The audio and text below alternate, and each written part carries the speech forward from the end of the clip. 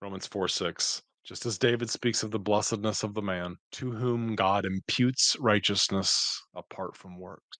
Blessed is he whose lawless deeds have been forgiven and whose sins are covered. Blessed is the man to whom the Lord will not impute iniquity. That's me. I'm the blessed man.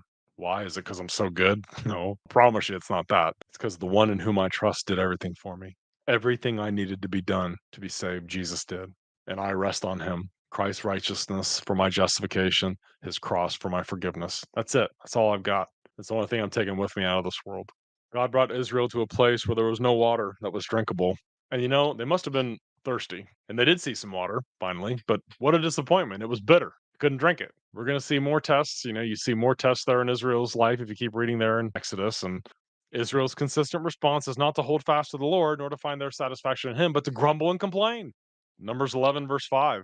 The Israelites become nostalgic about Egypt. Numbers 11:4. Now the mixed multitude yielded to intense craving, so the children of Israel also wept again and said, "Who will give us meat to eat? We remember the fish which we ate freely in Egypt, the cucumbers, the melons, the leeks, the onions, and the garlic." I want to ask you, do you do this in the wilderness that Christ leads you through? Do I? Do we long to go back to the old way of life when we didn't care about sin? When we slept more soundly? When we have plenty of friends and company who affirmed us in our rebellious ways? My precious wife, when she became a Christian, lost all her friends. She didn't want to run with them anymore, and people just turned on her. What is positively amazing about Israel when they acted like this about Egypt, when we want to go back to Egypt, was what they forgot. They remember, oh, the food was better. Excuse me. Remember all the baby boys they killed? What about the ruthlessly hard labor, making bricks without straw, the beatings, the degradation you experienced at the hands of the arrogant and cruel Egyptians? I want to ask us, how do we forget the brutality of our life of sin before Christ? How do we forget about that?